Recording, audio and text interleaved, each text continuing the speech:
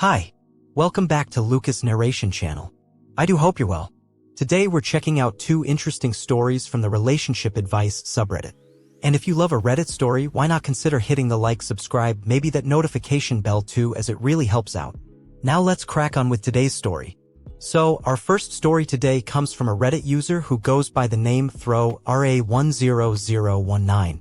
He says, "My 34-year-old male, stepdaughter, 19-year-old female, are very close. Her boyfriend, 20-year-old male, doesn't like that. Alright, so let's get the obvious out of the way. Yes, she calls me dad. I've been in her life since she was 11. Yes, the age difference is weird for a lot of people. My wife is 40 and she has a kid, Sumi. Lastly, I am in no way attracted to my daughter. She's a pretty girl, but that's my kid. This is not a fetish post. Now we can begin. My daughter and I are very close. She'd never had a decent male figure in her life at the time I met her, and I knew that if I wanted to pursue a relationship with my now wife that I should do everything I could to fill the role, so I did. I helped with homework, I played games with her, watched shows or YouTubers she was into, read her favorite books, etc. because I wanted to build a solid relationship with her. Turns out if you treat things like they're important, sometimes they go well. She and I spend a lot of time together, and our family doesn't really have big touch barriers, so hugs, cheek kisses, sometimes she'll use me as a pillow, etc. All of this is very common, and she does the same with my wife. I love you is said probably 50 plus times a day in my house. We are affectionate, that's the picture I'm trying to paint here. Very recently she started dating. Her boyfriend doesn't appreciate that we're comfortable with expressing our affection toward each other, even going so far as to ask me to tone it down when he's around, in private. My daughter doesn't know this yet. I want to respect my daughter's new relationship because this is a new and exciting thing for her and I'm genuinely happy for her. But I also don't want to lose the connection I've spent so long building, and I don't think I should be made to pretend it's less important to me just because she's dating someone that happens to be a little insecure. I can understand where the guy is coming from, but I don't think he really has a right to interject here. The dilemma is this: should I tone it down as requested, should I continue on as normal, or should I tell my daughter about the request and let her handle it however she sees fit? Honestly, not sure what the right move is." Opie edited the post to clarify a couple of things. How the hell did I leave out an I in the title of the post? Ugh. I should make it clear that I do not initiate the majority of physical contact in my household. I initiate probably 20%-ish with my stepdaughter, maybe 40% with my wife. This particular thing happened after she asked me what I wanted from a restaurant I hadn't been to. I asked to see the menu, and instead of throwing her literal brand new phone, she hopped in my lap and handed it to me, made suggestions, etc. This is totally in line with how we act normally. Most of the commenters are advising Opie to talk to his stepdaughter about the problem so she can handle it with her boyfriend. They think the boyfriend sees Opie as an actual threat even though he and his stepdaughter only have a familial relationship.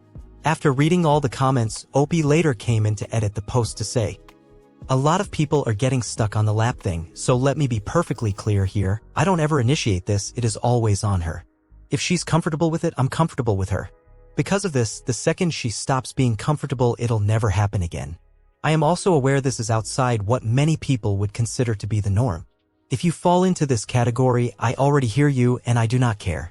That wasn't the point of the post, though it seems like we've gone a ways past that already, laughing my ass off, and whether you think it's creepy or whatever else is irrelevant to us, the people who are participating. What would you do if you were Opie? Let us know your thoughts by leaving a comment in the comments section below." And now let's see what the community and Opie says in the comment. This user asks Opie in this one, "Hugs and cheek kisses sound totally normal and fine.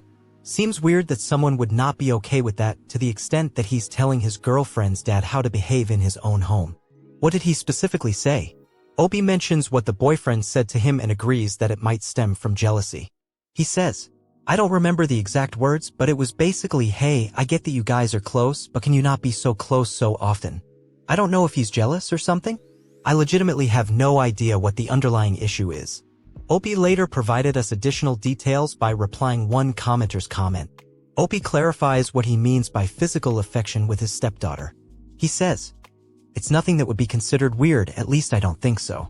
My wife and daughter are both much smaller than I am. I'm roughly 6 feet 5, maybe 245 pounds, whereas they are both like 5'5" or shorter and maybe 110 to 130 pounds, I'm not sure exactly.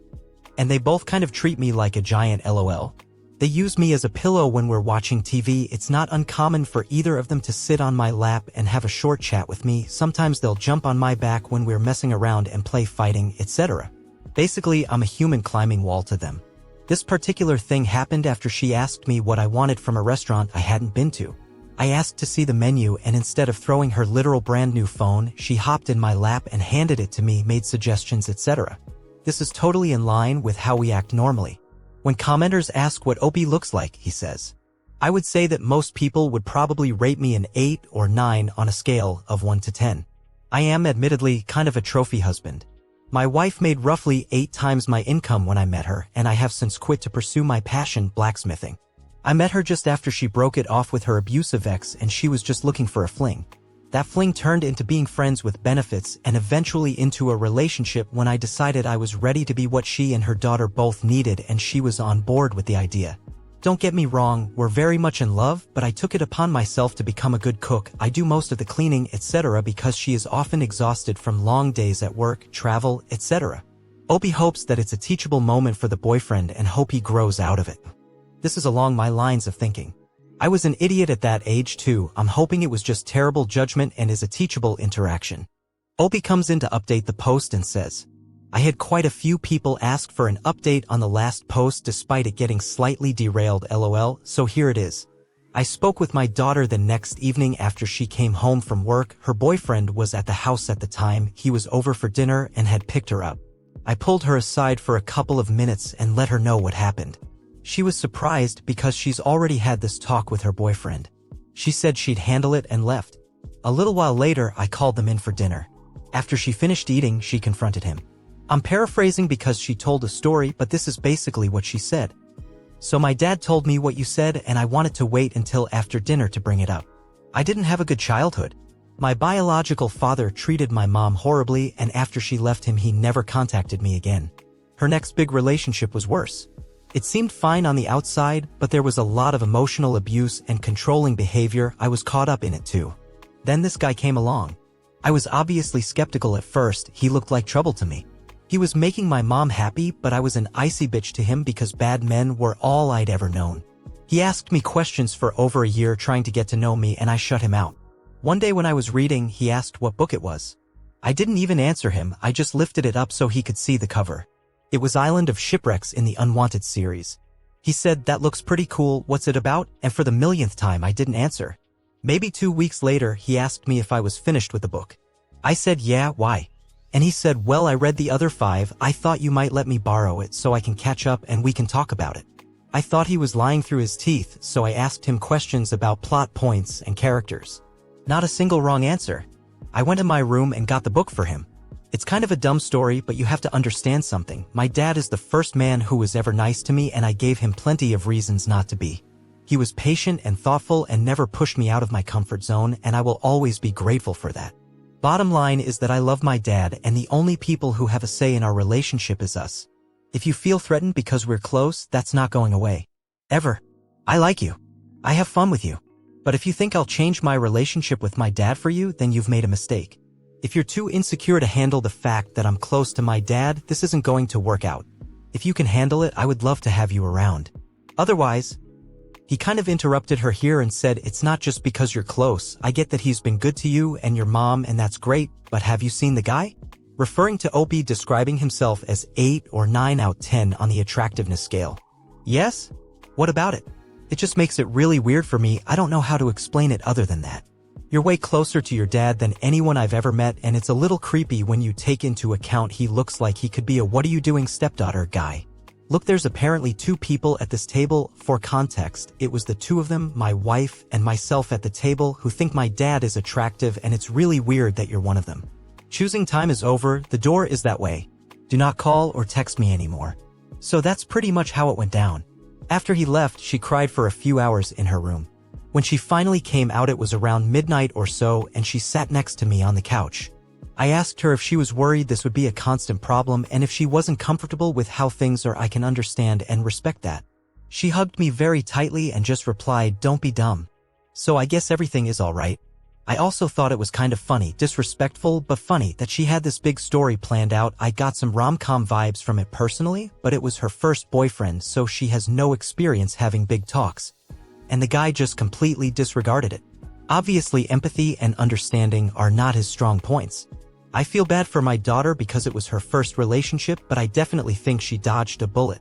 In the comments, Opie mentions he paraphrased a lot of the conversation. He says, "A lot of it is paraphrased.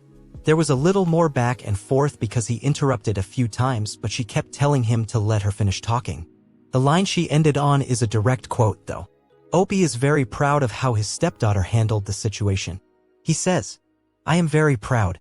There's obviously some complicated feelings going on, proud of her, sad for her, happy she dodged a bullet, list goes on, but it seems like I did an okay job raising her." Opie only disagrees with his stepdaughter on one pertinent point. 10 out of 10 will bring it up for the rest of my life. My wife almost burst out laughing as the kid was walking away from the table. She was wrong though, there were 3. I think I'm extremely attractive too. Newer update that Opie made once this post was made. Oh wow, I completely forgot about this until I got tagged here. Guess I can clarify some things and give a short update. Stuff to clarify. Obviously, a lot of the dialogue isn't exact. I did the best I could with what I remembered, but it's a little hard to be 100% accurate. I tried to convey the overall sentiment more than the exact words. As far as the physical affection that goes around, I don't particularly care if people found it weird.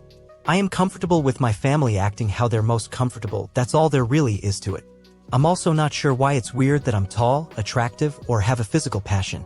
I never claimed to be average, but somehow the fact that I very clearly stated that I'm 100% a trophy husband is totally unbelievable.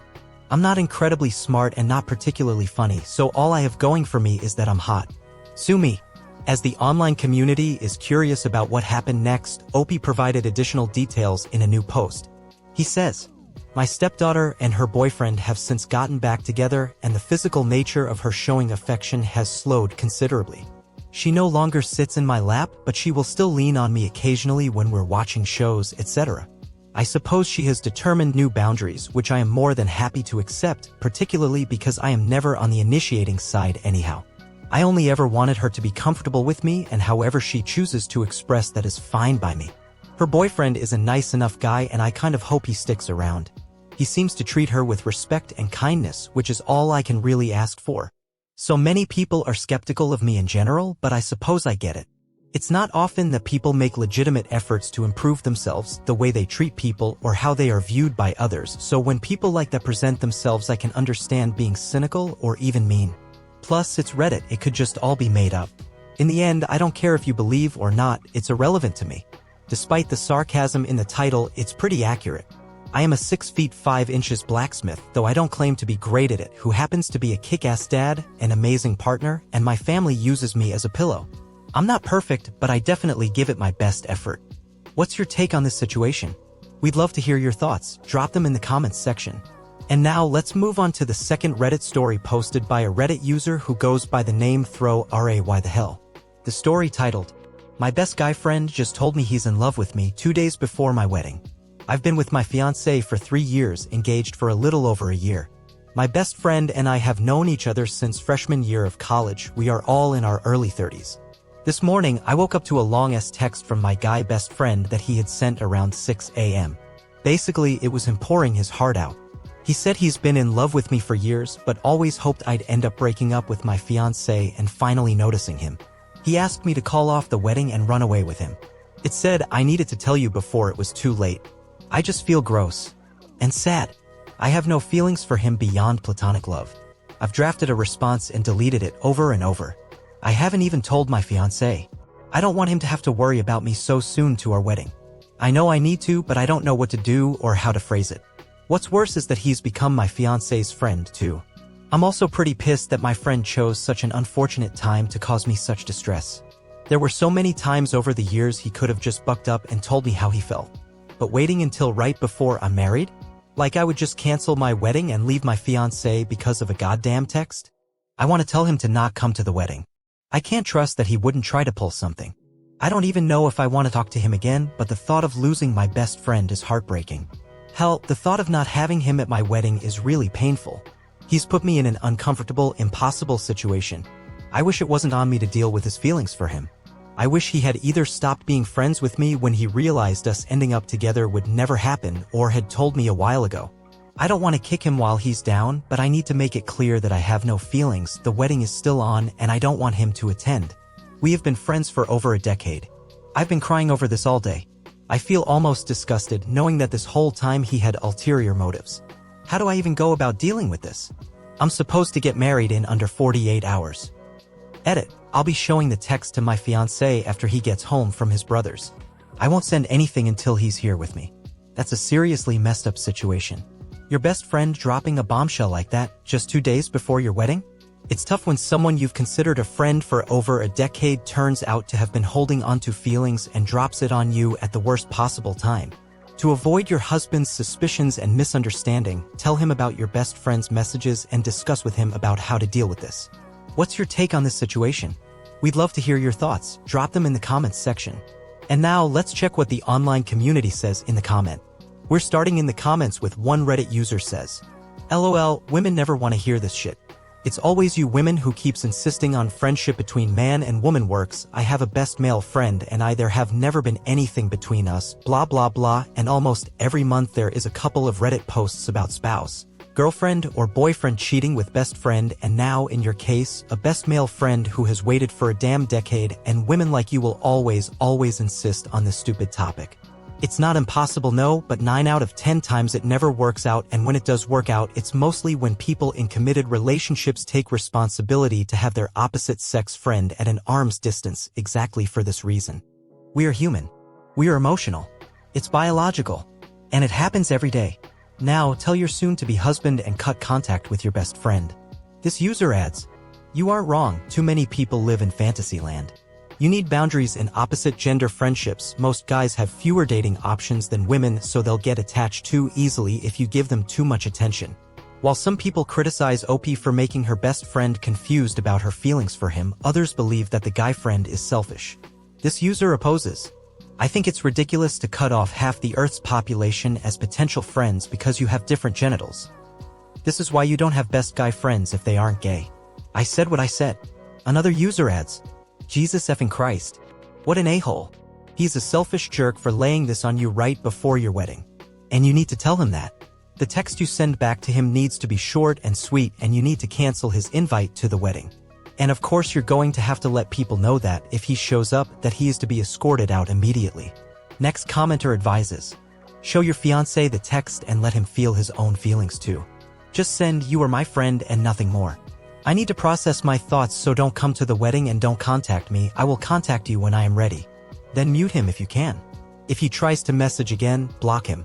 It really sucks, but you just need to put this to one side and enjoy your wedding. Then show him the text. As for the idiot, perhaps something along these lines. You've put me in a difficult position because I absolutely do not share the feelings you have. You've been a close friend, but I've never seen you as anything more than a platonic friend.